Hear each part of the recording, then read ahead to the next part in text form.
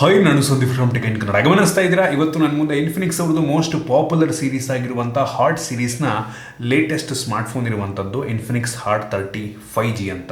ನೀವು ನಂಬಲ್ಲ, ಈ ಸ್ಮಾರ್ಟ್ಫೋನ್ನ ಬೇಸ್ ವೇರಿಯಂಟನ್ನು 12,500 ಲಾಂಚ್ ಮಾಡ್ತಾ ಇದ್ದಾರೆ. ಬ್ಯಾಂಕ್ ಆಫರ್ ₹1,000 ಸಿಗುತ್ತೆ. 11,500 ಎಫೆಕ್ಟಿವ್ ಆಗಿ ಸ್ಮಾರ್ಟ್ಫೋನನ್ನು ಪರ್ಚೇಸ್ ಮಾಡ್ಬೋದು. ಈ ಪ್ರೈಸ್ ರೇಂಜಿಗೆ ನಂಗೆ ಅನ್ನಿಸ್ತಂಗೆ one of the best specification ಹೊಂದಿರುವಂಥ ಸ್ಮಾರ್ಟ್ಫೋನ್ ಅಂತ ಬೇಕಾದ್ರೆ ಅನ್ಬೋದು. ಸ್ಪೆಕ್ ವೈಸ್ ನನಗೆ ಶಾಕ್ ಆಯ್ತು ಗುರು, 11,500 ಈ ಎಲ್ಲ ಸ್ಪೆಸಿಫಿಕೇಶನ್ ನೀಡ್ತಾ ಇದ್ದಾರಾ ಅಂತ. ಆ ಲೆವೆಲ್ ಸ್ಪೆಸಿಫಿಕೇಶನ್ ಇದೆ. ಬೇರೆ ಬ್ರ್ಯಾಂಡ್ನ ಫೋನ್ಗಳಿಗೆ ಕಂಪೇರ್ ಮಾಡಿದ್ರೆ ಆಯಿತಾ. ನಾನಿವತ್ತು ಈ ಫೋನ್ನ ಅನ್ಬಾಕ್ಸ್ ಮಾಡ್ತೀನಿ, ಯೂಸ್ ಮಾಡಿ ನನ್ನ ಎಕ್ಸ್ಪೀರಿಯನ್ಸ್ ನಿಮ್ಮ ಹತ್ರ ಶೇರ್ ಮಾಡ್ತಾ ಇದ್ದೀನಿ. ಏನು ಚೆನ್ನಾಗಿದೆ, ಏನು ಚೆನ್ನಾಗಿಲ್ಲ ತಿಳಿಸ್ಕೊಡ್ತೀನಿ. ಅದಕ್ಕಿಂತ ಮುಂಚೆ ನೀವು ನಮ್ಮ tech in Kannada YouTube subscribe ಮಾಡ್ಕೊಂಡಿಲ್ಲ ಅಂದರೆ ಈಗಲೇ ಸಬ್ಸ್ಕ್ರೈಬ್ ಮಾಡ್ಕೊಳ್ಳಿ, ಒಂದು ಬೆಲ್ ಐಕನ್ ಕೂಡ ಕ್ಲಿಕ್ ಮಾಡ್ಬೋದು. ಮೊದಲನೇದಾಗಿ ಈ ಸ್ಮಾರ್ಟ್ಫೋನನ್ನು ಅನ್ಬಾಕ್ಸ್ ಮಾಡೋಣ. ಗಮನಿಸ್ತಾ ಇದ್ದೀರಾ, ಈ ಫೋನ್ನ ಬಾಕ್ಸ್ ನಿಮಗೆ ಈ ರೀತಿ ನೋಡೋಕೆ ಸಿಗ್ತಾ ಇರುವಂಥದ್ದು. ನನಗೆ ಅವರು ಕಳಿಸಿರುವಂಥದ್ದು 8GB ರ್ಯಾಮ್ನ ವೇರಿಯಂಟು. 2 ವೇರಿಯಂಟ್ ಇದೆ, 4GB 128GB ಮತ್ತು ಇನ್ನೊಂದು 8GB 128GB plus 8GB extended RAM ಕೂಡ ಇರುವಂಥದ್ದು. ಟೋಟಲ್ 16GB ರ್ಯಾಮ್ ರೀತಿ ಕೆಲಸವನ್ನು ಮಾಡುತ್ತೆ. ಈ ಬಾಕ್ಸನ್ನು ಓಪನ್ ಮಾಡಿದ ತಕ್ಷಣ ಇದ್ರೊಳಗಡೆ ನಮಗೆ ಡೈರೆಕ್ಟಾಗಿ ಈ ಫೋನ್ ನೋಡೋಕೆ ಸಿಗ್ತಾ ಇದೆ. ಇದನ್ನು ಪಕ್ಕಕ್ಕಿಟ್ಟರೆ ಇದರ ಕೆಳಗಡೆ 18 ವ್ಯಾಟ್ನ ಒಂದು ಚಾರ್ಜರ್ ಕೊಟ್ಟಿದ್ದಾರೆ. ಬಾಕ್ಸ್ ಒಳಗೆ ಚಾರ್ಜರ್ ಕೊಟ್ಟಿದ್ದಾರಲ್ಲ, ಅದೇ ಖುಷಿ ವಿಷಯ. USB Type-C ಡಾಟಾ ಕೇಬಲ್ ಇದೆ, Type-C ಕ್ವಾಲಿಟಿ ಪರವಾಗಿಲ್ಲ. ಅದನ್ನು ಬಿಟ್ಟರೆ ಒಂದು ಸಿಮ್ ಎಲೆಕ್ಷನ್ ಪಿನ್ ನಮಗೆ ಸಿಗ್ತಾ ಇರುವಂಥದ್ದು, user manual, quick start guide ಮತ್ತು ವಾರಂಟಿ ಕಾರ್ಡ್, ನಂತರ ಒಂದು ಟ್ರಾನ್ಸ್ಪರೆಂಟ್ ಬ್ಯಾಕ್ ಕವರ್ ನಮಗೆ ಸಿಗ್ತಾ ಇದೆ. ಅದನ್ನು ಬಿಟ್ಟರೆ ಬೇರೆಯೂ ಸಹ ಬಾಕ್ಸ್ ಒಳಗೆ ಸಿಗ್ತಾ ಇಲ್ಲ. ಇನ್ನು ಡೈರೆಕ್ಟಾಗಿ ಈ ಸ್ಮಾರ್ಟ್ಫೋನಿಗೆ ಬಂತು ಅಂತ ಅಂದರೆ ಈ ರೀತಿ ನೋಡೋಕ್ಕೆ ಸಿಗುತ್ತೆ. ಬಿಲ್ಡ್ ವೈಸು ತುಂಬ ದಪ್ಪ ಇರುವಂಥ ಸ್ಮಾರ್ಟ್ಫೋನ್ ಅಂತ ಅನ್ನಿಸ್ತಾ ಇರುವಂಥದ್ದು. ಹೆವಿ ತಿಕ್ಕಾಗಿದೆ, ಹೆವಿ ವೆಯ್ಟ್ ಇದೆಯಾ ಅನ್ನೋ ಒಂದು ಫೀಲ್ ಕೊಡ್ತಾ ಇದೆ. ಹೌದು, ಆಬ್ವಿಯಸ್ಲಿ ದಪ್ಪ ಇರಲೇಬೇಕು. ಏನಕ್ಕೆ ಅಂತ ಅಂದರೆ ಈ ಸ್ಮಾರ್ಟ್ಫೋನಲ್ಲಿ 6,000 mAh ಕೆಪಾಸಿಟಿ ಬ್ಯಾಟ್ರಿ ಇರುವಂಥದ್ದು. ಲಿಟ್ರಲಿ 6,000 ಅಂತ ಅಂದರೆ ಒಂದು ಒಳ್ಳೆ ವಿಷಯ. ಸ್ವಲ್ಪ ಬ್ಯಾಟ್ರಿ ಬ್ಯಾಕಪ್ ನಮಗೆ ಜಾಸ್ತಿ ಸಿಗುತ್ತೆ. ಫ್ರಂಟಲ್ಲಿ ನಮಗೆ ಪಂಚೋಲ್ ಕ್ಯಾಮ್ರಾ ಇದೆ, ದೊಡ್ಡ ಪಂಚೋಲು. ಅವರೇ ಸ್ಕ್ರೀನ್ ಗಾರ್ಡ್ ಹಾಕಿದರೆ, ಗ್ಲಾಸ್ ಅಷ್ಟು ಇದೆ, ಸ್ಕ್ರ್ಯಾಚ್ ಆಗಲ್ಲ. ಬೆಸಲ್, ಬಾಟಮ್ ಬೆಸಲ್ ಸ್ವಲ್ಪ ದೊಡ್ಡದಾಗಿದೆ ಅಂತ ಅನ್ನಿಸ್ತು. ಹೆವಿ ತಿಕ್ಕಾಗಿದೆ ಗುರು. ಹಿಂಗಡೆ ಬಂತು ಅಂದರೆ ಗ್ಲಾಸ್ ರೀತಿ ಕಾಣಿಸುತ್ತೆ. ಆದರೆ ಇದು ಮ್ಯಾಟ್ ಫಿನಿಶ್ ಪ್ಲಾಸ್ಟಿಕ್ ನಮಗೆ ಸಿಗ್ತಾ ಇದೆ. ಸ್ಮಡ್ಜಸ್ ಅಷ್ಟೊಂದು ಆಗಲ್ಲ, ಒಂದು ಒಳ್ಳೆ ವಿಷಯ. ಹಿಂಗಡೆ ಡ್ಯೂಯಲ್ ಕ್ಯಾಮ್ರಾ ಸೆಟಪ್ ಇರುವಂಥದ್ದು ಮತ್ತು ಕ್ವಾಡ್ LED ಫ್ಲಾಶ್ ಇದೆ. Plastic frame, USB Type-C port ಇದೆ, ಹೆಡ್ಫೋನ್ ಜಾಕ್ಸ್ ಇರುವಂಥದ್ದು ಮತ್ತು ಡೆಡಿಕೇಟೆಡ್ SD ಕಾರ್ಡ್ ಸ್ಲಾಟ್ ಕೂಡ ಇದೆ. ಮತ್ತು ನಮಗೆ ಸೈಡಲ್ಲಿ ಫಿಂಗರ್ ಪ್ರಿಂಟ್ ಸೆನ್ಸರ್ ಕೊಟ್ಟಿದ್ದಾರೆ, ಒಂದು ಒಳ್ಳೆ ವಿಷಯ ಅಂತೀನಿ. ಓವರಾಲ್ ಡಿಸೈನ್ ಮತ್ತು ಬಿಲ್ಡ್ ಕ್ವಾಲಿಟಿ ಸ್ವಲ್ಪ ದಪ್ಪ ಇದೆ ಅನ್ನೋದು ಬಿಟ್ಟರೆ ಉಳಿದಿದ್ದೆಲ್ಲ ಚೆನ್ನಾಗಿದೆ. ಜೊತೆಗೆ ಈ ಫೋನಲ್ಲಿ IP53 ಸ್ಪ್ಲಾಶ್ ಪ್ರೂಫ್ ರೇಟಿಂಗನ್ನು ಕೂಡ ಕೊಟ್ಟಿದ್ದಾರೆ. IP ರೇಟಿಂಗ್ ಕೊಟ್ಟಿದ್ದಾರಲ್ವ, ಅದೇ ಒಂದು ಖುಷಿ ವಿಷಯ ಅನ್ಬೋದು.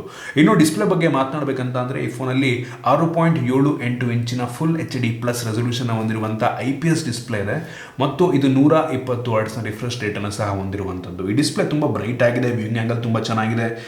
ಬ್ಲ್ಯಾಕ್ಸ್ ಎಲ್ಲ ಒಂದು ಲೆವೆಲ್ ಡೀಪ್ ಬ್ಲ್ಯಾಕ್ ಕಾಣುತ್ತಾ ಇತ್ತು. ಈ ಪ್ರೈಸ್ ರೇಂಜಿಗೆ 11,500 ಒಂದು ಒಳ್ಳೆ ಡಿಸ್ಪ್ಲೇ ಅಂತೀನಿ. ನಾವು ಈ ಪ್ರೈಸ್ ರೇಂಜಿಗೆ ಅಮೋಲೆಡ್ ಎಕ್ಸ್ಪೆಕ್ಟ್ ಮಾಡೋದಕ್ಕಾಗೋದಿಲ್ಲ. ಕೊಟ್ಟಿದ್ರೆ ಚೆನ್ನಾಗಿರ್ತಿತ್ತು, ಬಟ್ ಈ ಬೆಲೆಗೆ ಅವ್ರು ಏನು ಕೊಟ್ಟಿದ್ದಾರೆ ಚೆನ್ನಾಗಿದೆ ಅಂತೀನಿ, ಆಯಿತಾ. ಇನ್ನು ವೇರಿಯಂಟ್ಗಳ ಬಗ್ಗೆ ಮಾತನಾಡಬೇಕು ಅಂತ ಅಂದರೆ ಸದ್ಯಕ್ಕೆ 2 ವೇರಿಯಂಟು ಆಗಲೇ ಹೇಳ್ತಾ ಇದ್ದೆ. 4GB 128GB, ಇನ್ನೊಂದು 8GB 128GB. ಜೊತೆಗೆ ಇದರಲ್ಲಿ ಎಕ್ಸ್ಟೆಂಡೆಡ್ ರ್ಯಾಮ್ ಕೂಡ ಇರುವಂಥದ್ದು. ಇದರಲ್ಲಿರುವಂಥ ರ್ಯಾಮ್ ಬಂದ್ಬಿಟ್ಟು LPDDR4X ಮತ್ತು ಸ್ಟೋರೇಜ್ ಟೈಪ್ ಬಂದ್ಬಿಟ್ಟು FS 2.2 ಸ್ಟೋರೇಜು. ಈ ಬೆಲೆಗೆ ನಾರ್ಮಲ್ ಅಂತೀನಿ. ಇನ್ನು ಪ್ರೊಸೆಸರ್ ಬಗ್ಗೆ ಮಾತನಾಡಬೇಕು ಅಂತ ಅಂದರೆ ಒಂದು ಲೆವೆಲ್ಗೆ ಪವರ್ಫುಲ್ ಆಗಿರುವಂಥ ಪ್ರೊಸೆಸರ್ ಈ ಪ್ರೈಸ್ ರೇಂಜಿಗೆ. ಡೈಮೆನ್ಸಿಟಿ 6020 ಪ್ರೊಸೆಸರ್ ಇರುವಂಥದ್ದು. ಇದು 5G ಪ್ರೊಸೆಸರ್, 14 5G ಬ್ಯಾಂಡ್ಸನ್ನು ಸಪೋರ್ಟ್ ಮಾಡುತ್ತೆ.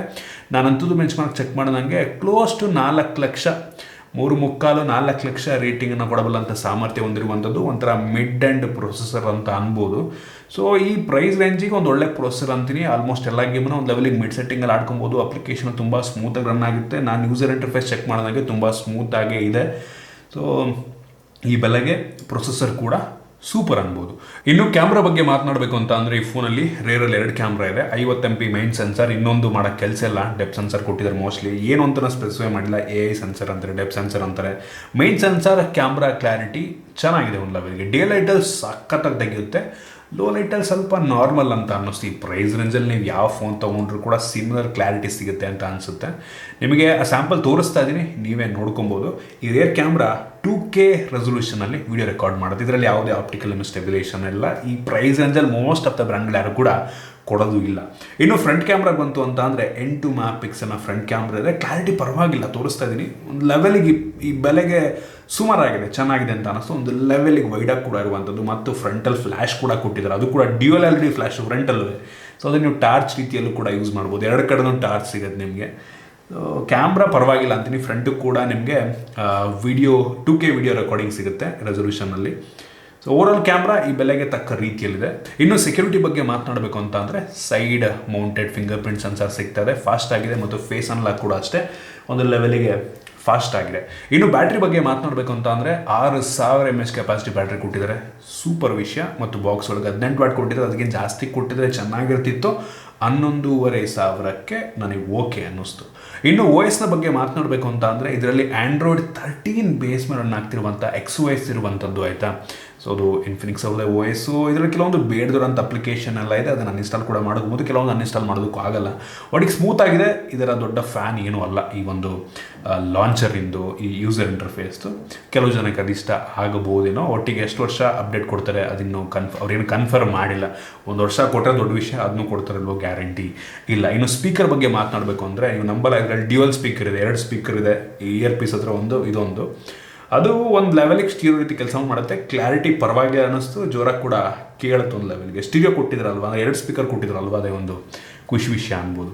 ಇನ್ನು ಇದರಲ್ಲಿ ನಮಗೆ ಡ್ಯುಯಲ್ ಬ್ಯಾಂಡ್ ವೈಫೈ ಸಪೋರ್ಟ್ ಸಿಗ್ತಾ ಇದೆ, ಮತ್ತು ಬ್ಲೂಟೂತ್ 5.2 ಕೂಡ ನಮಗೆ ಸಿಗ್ತಾ ಇರುವಂಥದ್ದು. ಜೊತೆಗೆ ಇದರಲ್ಲಿ NFC ಕೂಡ ಇದೆ ಗುರು. ಈ ಬೆಲೆಗೆ NFC ಕೊಟ್ಟಿದ್ರೆ ಇನ್ನೊಂದು ಯುನಿಕ್ ಫೀಚರ್ ಅಂತ ಅನ್ನಿಸ್ತು.